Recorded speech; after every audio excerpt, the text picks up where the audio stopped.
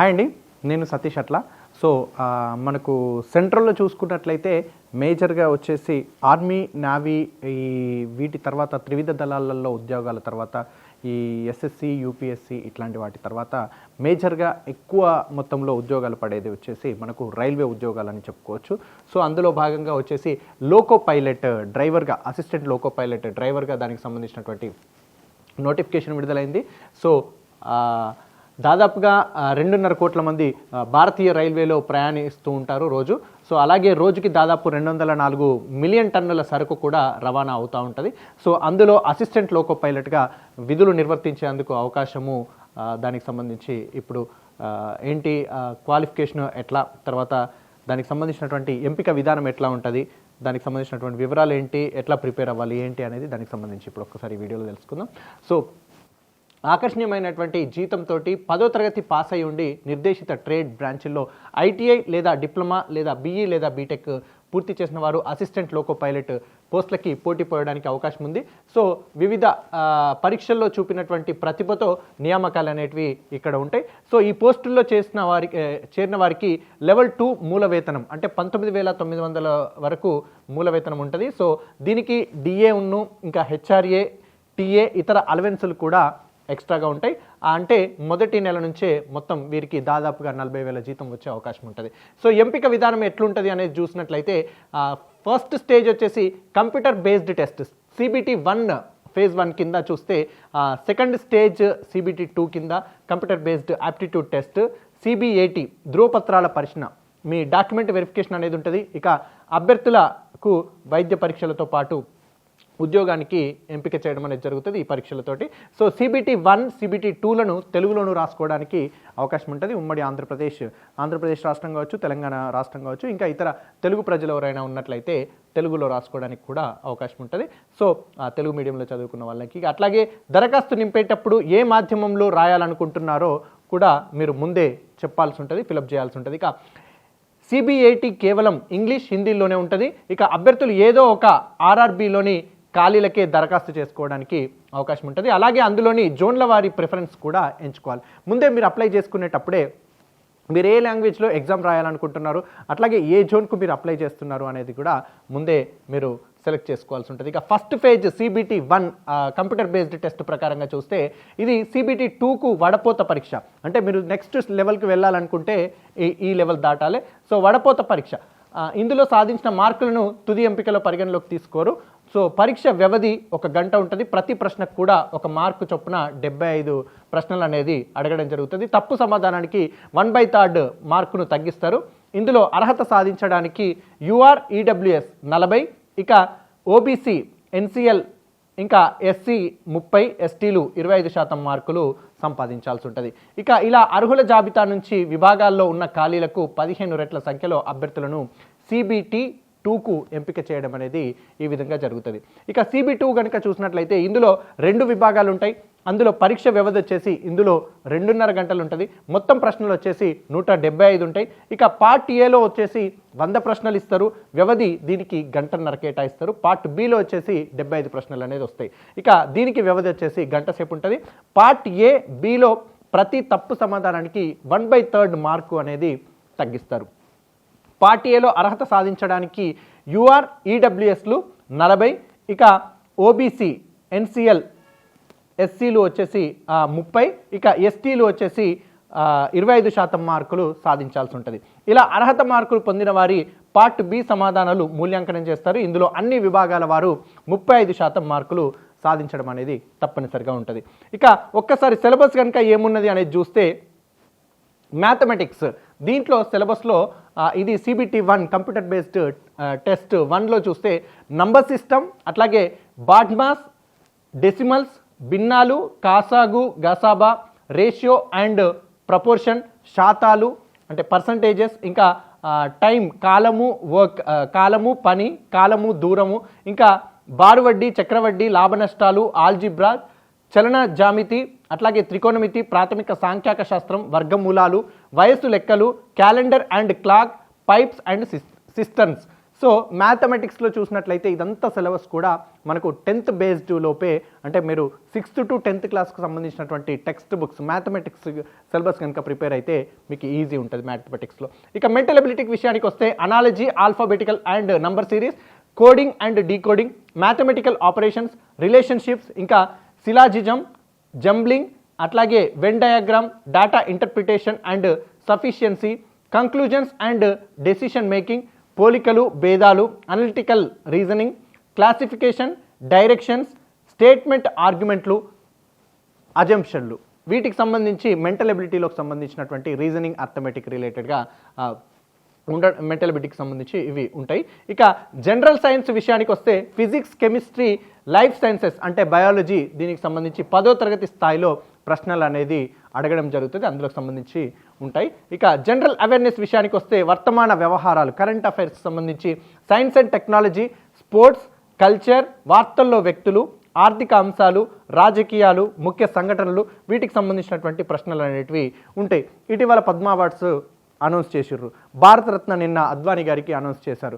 అట్లాగే దివంగత నేత, మాజీ ముఖ్యమంత్రిగా చేసినటువంటి వ్యక్తికి కూడా భారతరత్న అవార్డు అనౌన్స్ చేయడం జరిగింది. సో ఈ విధంగా మొత్తం చూసుకున్నట్లయితే పద్మ అవార్డ్స్లలో పద్మ విభూషణ్ ఎవరికి వచ్చినాయి, పద్మశ్రీ ఎవరికి వచ్చింది, అట్లాగే పద్మభూషణ్ ఎంతమందికి వచ్చినాయి, ఇట్లా ఈ విధంగా కూడా అడగడానికి అవకాశం ఉంటాయి. ఇప్పుడు ఈ మధ్య జరిగినటువంటి, ఇప్పుడు తెలంగాణ రాష్ట్రం ప్రత్యేకంగా ఏర్పడింది, సో దాని తర్వాత జరిగినటువంటి మార్పులు ఏంటి, మళ్ళీ ఇప్పుడు కొత్త ప్రభుత్వం వచ్చినాయి, కొత్త స్కీమ్స్ ఏమున్నాయి, ఇట్లా రకరకాలుగా కూడా వివిధ రకాలుగా కరెంట్ అఫైర్స్కి సంబంధించినటువంటి అంశాలు కూడా అడగడానికి అవకాశం ఉంటుంది. సో జనవరి 26కి ఈ సంవత్సరం ఎవరు మనకు చీఫ్ గెస్ట్గా వచ్చారు అంటే వేరే ఇతర దేశం నుంచి మనకు గెస్ట్గా అటెండ్ అవుతూ ఉంటారు, సో ఏ దేశం నుంచి అటెండ్ అయ్యారు, ఇట్లాంటి అన్నీ కూడా కరెంట్ అఫైర్స్ అడగడానికి అవకాశం ఉంటుంది. అట్లాగే వాటికి సంబంధించిన అన్నీ కూడా చూసుకోవాలి. ఇక CBT 2 దీనికి సంబంధించి చూసుకుంటే ఇందులో పార్ట్ ఏలో CBT 1లోని మ్యాథమెటిక్స్, మెంటల్ ఎబిలిటీ అంశాల్లోని ప్రశ్నలు ఉంటాయి. దీనికి అదనంగా బేసిక్ సైన్స్ అండ్ ఇంజనీరింగ్ నుంచి ఇంజనీరింగ్ డ్రాయింగ్, అట్లాగే ప్రమాణాలు, కొలతలు, ద్రవ్యరాశి, సాంద్రత, పనిశక్తి సామర్థ్యం, ఇంకా వేగం, ఉష్ణం, బేసిక్ ఎలక్ట్రిసిటీ, లీవర్స్ అండ్ సింపుల్ మెషిన్లు, అట్లాగే ఆక్యుపేషనల్ సేఫ్టీ అండ్ హెల్త్, పర్యావరణ విద్య, ఐటీ లిటరసీ అంశాల్లో ప్రశ్నలు అనేది అడగడం జరుగుతుంది. ఇక ఇందులో పార్ట్ బి కనుక చూసుకున్నట్లయితే ఈ విభాగంలో ప్రశ్నలు పలు ట్రేడ్ల నుంచి వస్తాయి. అంటే ఇవి ITI ట్రేడ్లు, ఇంకా డిప్లొమా లేదా ఇంజనీరింగ్ బ్రాంచ్ల్లో ఉంటాయి. అన్ని విభాగాల వారు పార్ట్ బిలో 35% మార్కులు పొందడం అనేది ఇక్కడ తప్పనిసరి. అలాగే ఈ విభాగంలోని మార్కులను తుది ఎంపికలో పరిగణలోకి తీసుకోరు. ఇక CBAT దీనికి సంబంధించి CBT 2 పార్ట్ ఏలోని అర్హత మార్కులు పొంది పార్ట్ బిలోను అర్హత సాధిస్తే ఈ జాబితా నుంచి వారు CBT 2 పార్ట్ ఏలో పొందిన మార్కులు మెరిట్ ప్రకారం ఆ కేటగిరీల వారి ఖాళీలకు 8 రెట్ల అభ్యర్థులను కంప్యూటర్ బేస్డ్ ఆప్టిట్యూడ్ టెస్ట్ CBATకి ఎంపిక చేయడం అనేది జరుగుతుంది. ఈ పరీక్ష ఇంగ్లీష్, హిందీ మాధ్యమ లాంగ్వేజెస్లలో ఉంటుంది. ఇక రుణాత్మక మార్కులు ఇక్కడ ఉండవు. సో ఇక్కడ వచ్చేసి నెగిటివ్ మార్క్స్ ఉన్నాయి, ఇక్కడ నెగిటివ్ మార్క్స్ లేవు. సో CBATలో నిర్వహించే ప్రతి పరీక్షలోనూ అన్ని కేటగిరీల వారు 42 మార్కులు పొందితేనే మీకు అర్హులుగా ఇక్కడ పరిగణిస్తారు. అంటే తుది ఎంపికలో CBT 2 పార్ట్ ఏకు 70%, ఇంకా CBATకి 30% వెయిటేజ్ ఉంటుంది ఇక్కడ. సో ఇందులో సాధించినటువంటి వాళ్ళకి ధ్రువపత్రాలు పరిశీలించి ఉద్యోగానికి అవకాశం అనేది ఇవ్వడం జరుగుతుంది. సో దీనికి సంబంధించినటువంటి సన్నద్ధత ఎట్లా అనేది ఒక్కసారి చూసినట్లయితే సిలబస్ వివరాలు నోటిఫికేషన్లో ఇంతకుముందు మనకి ఇచ్చినట్లుగా చూసుకున్నాం కదా. సో అట్లనే వాటిని క్షుణ్ణంగా పరిశీలించి అందులోని అంశాలకే పరిమితమై వీలైనన్ని మాదిరి ప్రశ్నలు అంటే మోడల్ పేపర్స్ని అందులో అడిగే విధంగా ఏవైతే previous model papers, test, mock test లాంటివి ప్రాక్టీస్ చేస్తే మీకు ఈజీగా ఉంటుంది. అట్లాగే గతంలో నిర్వహించినటువంటి లోకో పైలట్ ప్రశ్నపత్రాలు బాగా అధ్యయనం చేయాలి, వాటి ద్వారా పరీక్షపై అవగాహన కూడా పెంచుకోవాలి. ఇక ఈ పరీక్షలో విజయానికి జనరల్ అంశాల్లో ప్రావీణ్యానికే ప్రాధాన్యం ఉంటుంది. ఇక అందువల్ల CBT 2 పార్ట్ ఏలో మెరుగైనటువంటి స్కోర్ పొందిన వారికే విజేత కావడానికి ఎక్కువగా అవకాశం ఉంటుంది. సో ట్రేడ్ బ్రాంచ్లో అర్హత మార్కులు పొందితే సరిపోతుంది, క్వాలిఫై అయితే సరిపోతుంది. అందువల్ల CBT 2లోని పార్ట్ బిపై ప్రత్యేక శ్రద్ధ ఎక్కువగా అవసరం లేదు. సో చదువుకున్న విభాగంలో పట్టు ఉంటుంది కాబట్టి అర్హత మార్కులు పొందడం వరకు మీకు ఈజీగా ఉంటుంది. అలాగని అశ్రద్ధ కూడా వహించొద్దని చెప్పి ఇచ్చారు. ఇక CBT 1, CBT 2లో పార్ట్ ఏ సిలబస్ ఒకటే, రెండింటిలోనూ మ్యాథమెటిక్స్ విభాగం, mental ability, general intelligence and reasoning సంబంధించి ఉన్నాయి కదా. సో అందువల్ల అభ్యర్థులు ఒకే సన్నద్ధతతో CBT1 CBT2కు సిద్ధం కావడానికి అవకాశం ఉంటుంది. సో తుది ఎంపికలో CBT2 పార్ట్ ఏ మార్కులే కీలకం కాబట్టి ఈ ప్రశ్నల అంశాలపై అధిక శ్రద్ధ పెట్టాల్సి వస్తుంది.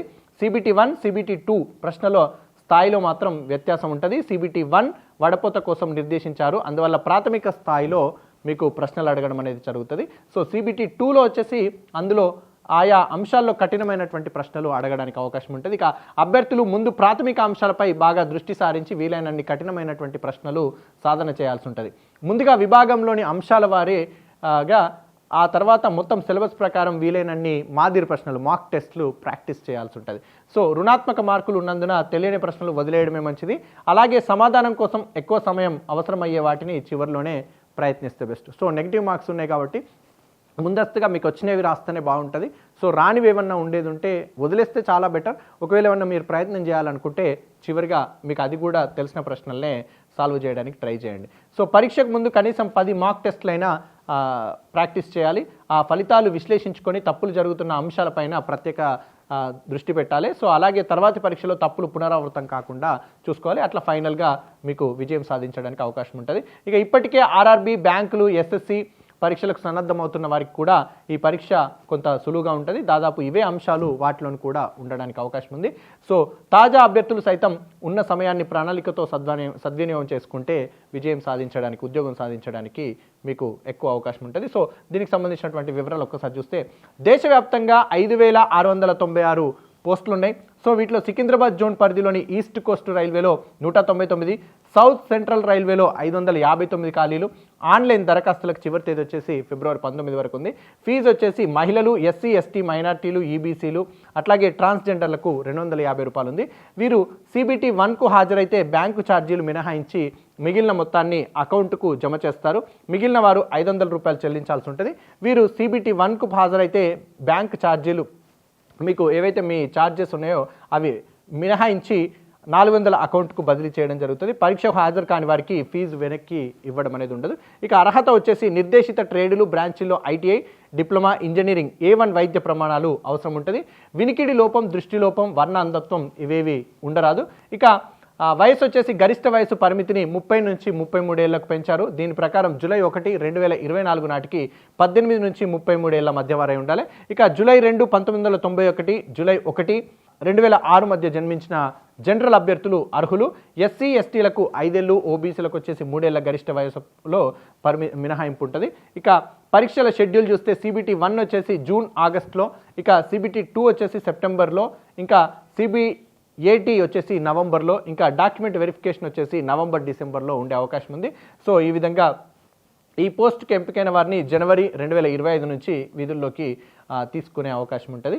సో పూర్తి వివరాలకు సంప్రదించాల్సిన వెబ్సైట్ వచ్చేసి recruitmentrrb.inలో సంప్రదించండి. ఇది పూర్తిగా మనకు వచ్చేసి దీనికి సంబంధించినటువంటి నోటిఫికేషన్ లోకో పైలట్కి సంబంధించి రైల్వేలో డ్రైవర్ అంటే లోకో పైలట్కి సంబంధించినటువంటి ఉద్యోగాలకు సంబంధించినటువంటి ఇన్ఫర్మేషన్.